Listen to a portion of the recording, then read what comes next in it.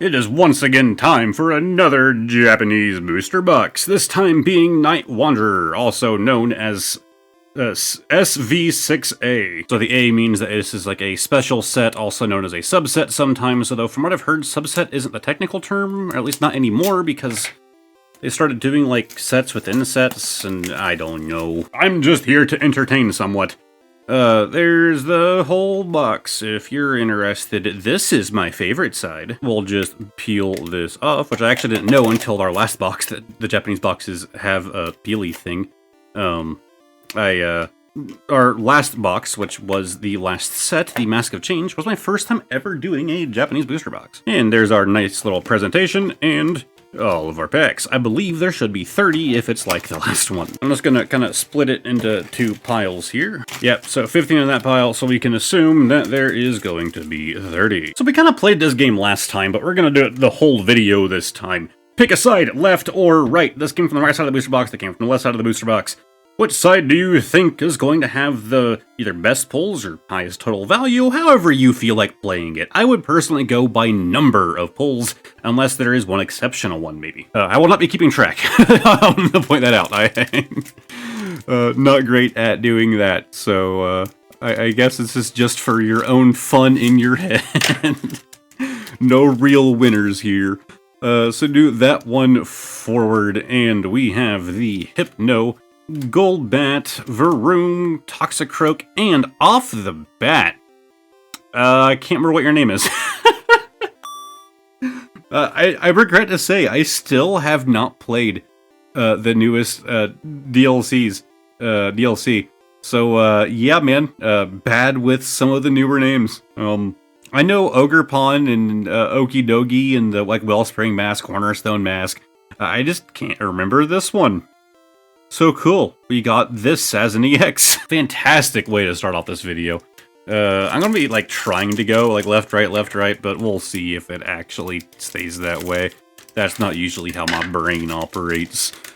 So one to the front, and we have a city, a bear, I started to say a horsey. That the real life animal name is not a horsey. Anyways, speaking of Ogie Dogie, we have him here as a full art and an SR as well. I still don't know in Japanese if that stands for super rare or secret rare, because it is a secret rare, being 79 of 64. But I mean, half the set is secret rares anymore, at least in English.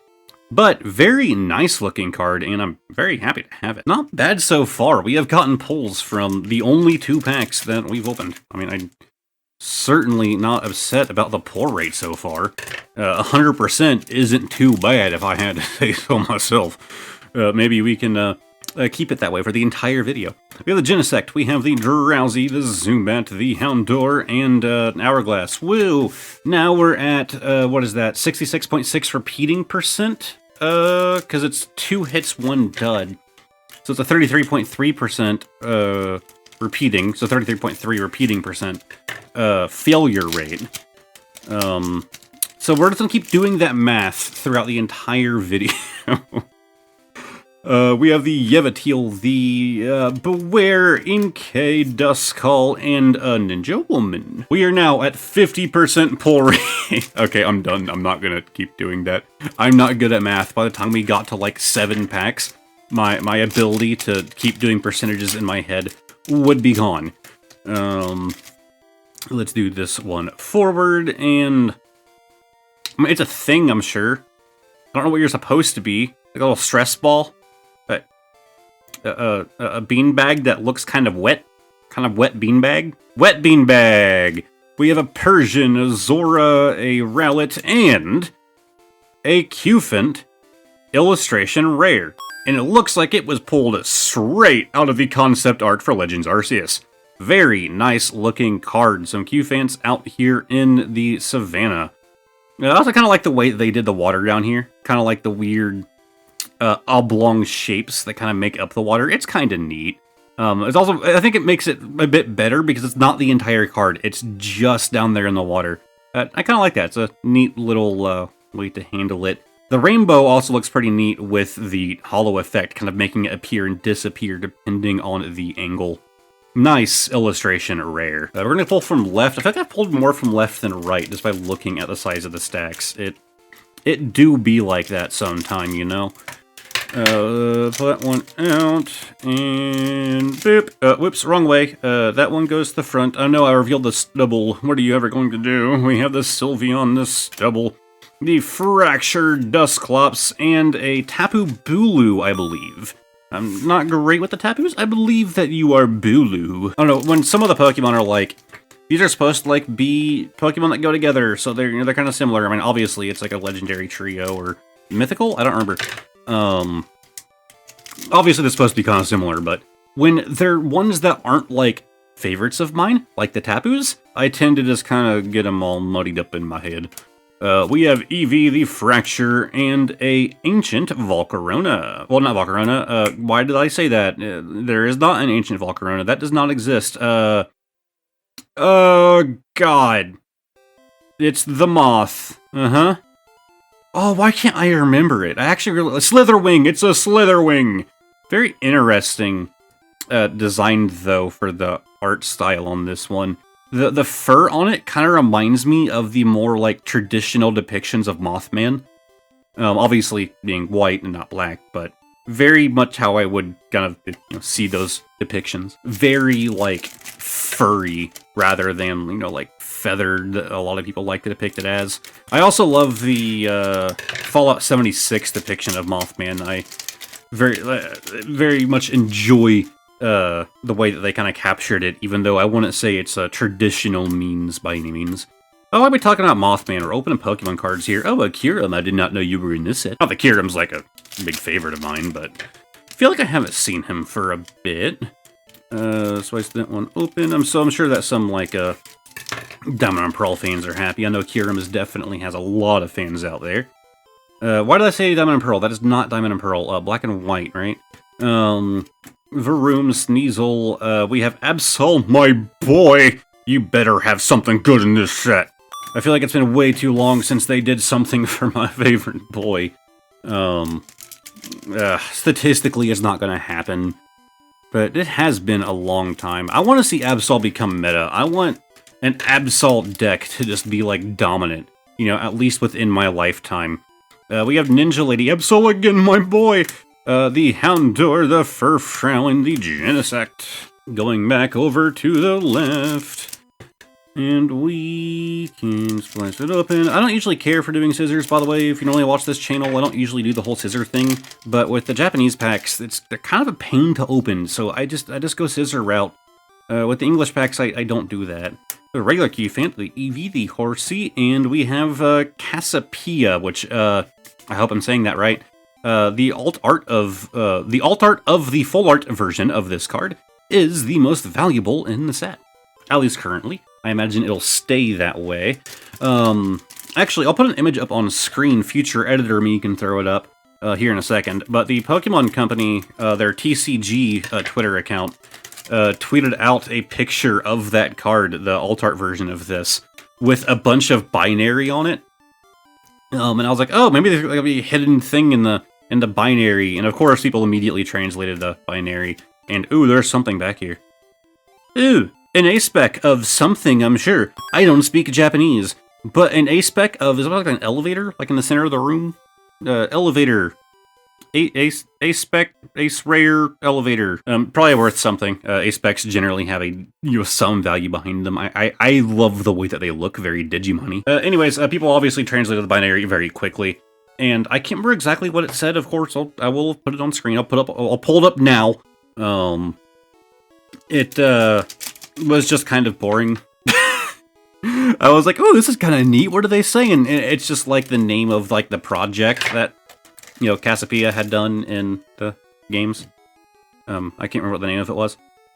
We have the Crobat, the Beware, Inkay, Houndoom, and a Stretcher. The Rescue Stretcher, to be exact. I just heard a very, very, very loud bang come from underneath me. I do live in an apartment. I do have downstairs neighbors, but it's not that late. That couldn't have been them angry at me, right? I'm not being that loud.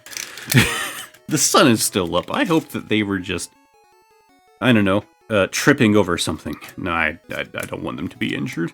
I don't have any gripes against my neighbors. I feel like it's something that you hear a lot about, people like having disputes with their neighbors and whatever.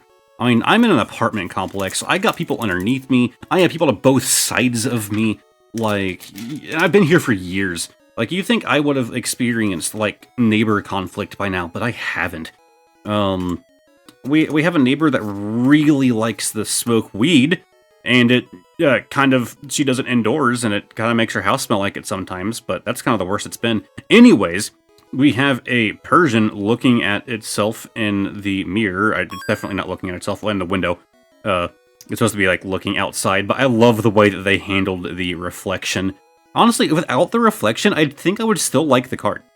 Like, it still represents Persian. You can still look at the back and know that that's a Persian. I like it. This is definitely a very nice card. I'm not trying to talk crap. I would say that they tried a little too hard to make sure that you could see Persian's face.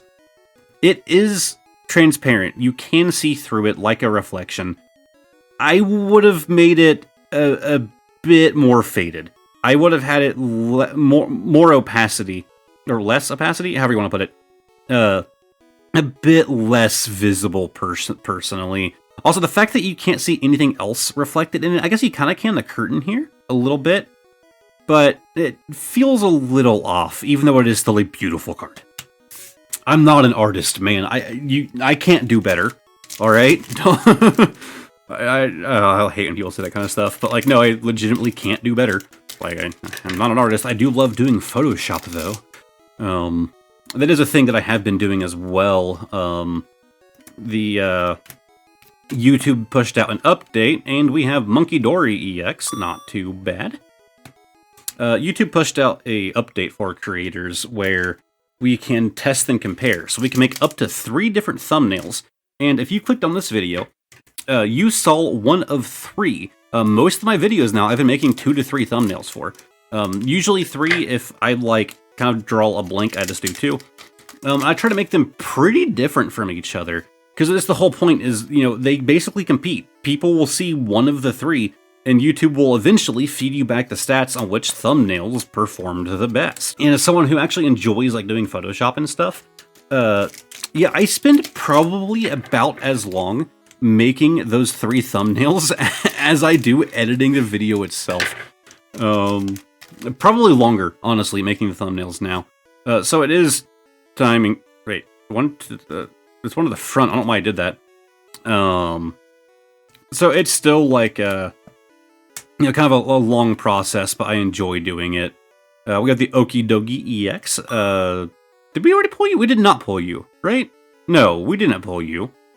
Cool. Well, now we did. But yeah, the test runs for a long time too. That's my biggest issue with it, is I like the idea, but like the first like 48 hours that a video is up, at least from my interpretation, is like when it's in like the hot seat, right? And it can even be 24 hours before it starts really getting some traction. But like the first like 24 hours always seem, well, 48 seem to be like the most important. I'd rather the test would just run. You can end it early, but you don't really get great feedback. I wish it would just run for like the first 48 hours and then go, hey, this was the best one. But it runs for like 12 days, I think, which is a bit long. But yeah, like you could look at this video now and like screenshot it or something, the thumbnail, then come back and I keep trying to do it backwards. Come back in like 2 weeks and see if that was like the winning thumbnail that you saw or not. And a Hollow Haxorus. Yeah, it's been an interesting update. That's also why if you were to like, you know, pull up a YouTube video, like, you know, like look up a YouTube video with like a not signed in account, you might see a different thumbnail for that video. I keep going to do that. I don't know why. Like that habit is randomly developed just like in the middle of this video. Well, I still messed it up. I don't know how I even did that, but there's the Dusclops. But yeah, if you weren't aware, that feature's been around for a little bit, so if you've seen like some YouTube videos where the thumbnail just like randomly changed from like any YouTubers that you watch, that's why. That's why that's a thing. And it's actually been a tactic that I've never done, but some bigger channels will do, where they will have a thumbnail up for their video, and then like, after so long, like 12 hours or 24 hours, they'll swap it out for a different thumbnail. So that way, if you saw that thumbnail the first time, and you're like, not really for me. If it's a channel you normally watch, YouTube's probably going to put it in your face again. And now, they put it in your face again, and it's a different thumbnail. If you didn't click on the first one, you might click on this one. You might like this one more. So that's a thing that, like, you know, some YouTube channels already did. So YouTube has just kind of implemented not the same, it's definitely not the same, but a more interesting way to do something similar. I'd say it's less underhanded, though, to do it that way, with, like, the YouTube test thing, in my opinion. I want to say it's really underhanded to go changing out your thumbnail, but I suppose you can see it that way. I think it's fine to do. I just don't have the time. But we have the Pheasantipity EX. Not a bad pull. And we've pulled, like, all of these guys now. So that's pretty neat. Alright, how many are left on each side? We have 4 there and 3 here. So I've been going pretty even so far. So let's do a right pack to make them actually even. And hopefully you guys have been keeping track of which one is doing better, because I have no idea. That is a nice looking Avantula card. Big fan. Furfrou, Joltik, and the Houndoom. Oh, and the Sneasel. Whoops. Yeah, I'd say the pulls have been pretty good in this one. We've definitely gotten some greats. But I'd probably say the Mask of Change box did better. Granted, we're not done yet. There's still plenty of time for this to turn around. And, I mean, there it is. There's the time for it to turn around. We have the Monkey Dory EX as a SAR. So, AR, I've been assuming is art rare, which is just a Japanese version of illustration rare. I'm guessing, I'm theorizing, I don't actually know. So I'm guessing that SAR is special art rare, or what we would call special illustration rare. Which means this card might have some value behind it.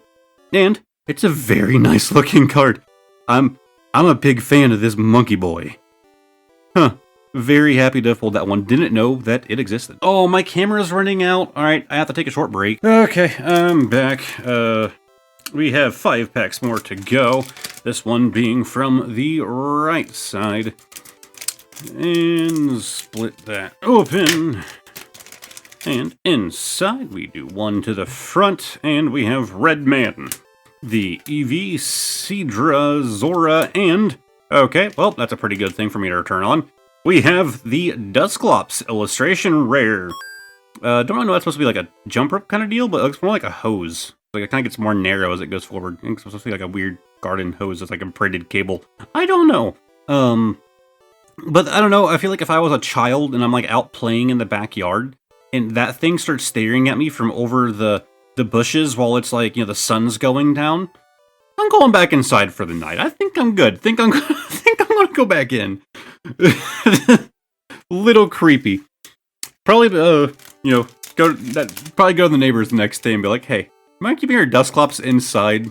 Like, at least until the sun's like down, you know, when the kids are all indoors.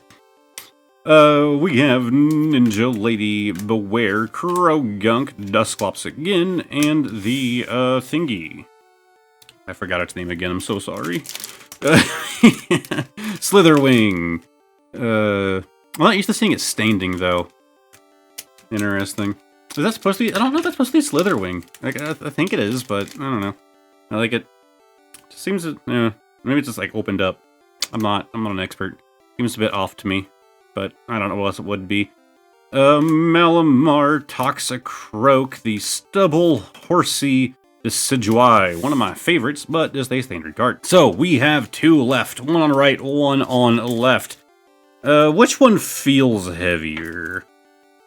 I would say right one feels heavier. We're gonna save that. Look, all I'm saying is that hand weighing sounds stupid, and that's because it is stupid. But in the past, I've done videos where I was like, let's see if I can actually do this, and like, there was legitimate reason to, like, it kind of seemed like it worked out. Interesting results. So we have the Meowth, the Duskull, and Malamar. Now watch, if that one has a pull, it is certified evidence that I have the skills to weigh packs by hand. Let's open this up. There's no way. And let's see if right side can take home a win in this last little battle. We got the Rescue Stretcher, the Q-Fant, the Axu, Rowlet, and finally... Hey, I was right. There was a holo in here, right? There's nothing in the other one. There's a holo in here of the Zoroark. Not a bad-looking holo. Don't hate it, but it's still pretty basic. All in all, I think, yeah, I'd say between this and the Mask of Change video, I think we did pretty comparable with pulls. We might have had more pulls in this one, but I'd say maybe lower quality, just based on my opinion of them. But, I'd say really close, all things considered. And we'll do the same thing I did last time. Look at this mess that I have to deal with now, in all of these purple strands. Purple, pink, whatever you want to call it. Oh, look, there's another. And another. But now it is time for the bonus card of the day. Explanation right down there in the corner. Let's go forward and pull this one out. And ooh, we have a nice sleeved card. This is from the Zacian and Zamazenta collection. Both versions of that collection had the exact same sleeves. But this is from 2023, but none of that matters. Let's see if there is a price tag on the front. There is not. So playing Guess the Year, the cutting is pretty bad on this one, but that doesn't really tell you age. Tiny lightning dots on the corners, but I'm going to say this thing's pretty modern. I'm going to go 2023? Yeah, 2023. Let's see. And I actually got it. I think it's been a bit since I got it on the nose. I've been getting it really close, but right on the nose. 2023 from A City in Flames. We have the Houndour illustration rare. And just look at that beautiful card with all of those little street puppies. Are they street puppies? Like, yeah, they're outside. Yeah, I guess they are, because that's like an umbrella just laying out, and like cloth being pulled through the fence. Like, you got some berries and stuff on the ground, though. Like, I was thinking, like, you know, maybe it's like this is someone's backyard, but I don't know if it's someone's backyard that they have permission to be in. Either way. Nice looking card. So if you guys enjoyed this video, make sure to give it a like, subscribe to the channel. On screen, I'm gonna have the Mask of Change Japanese booster box and a playlist of all of my Pokemon videos. I really hope that you guys have enjoyed, and hopefully I'll see all of you next time. Goodbye for now.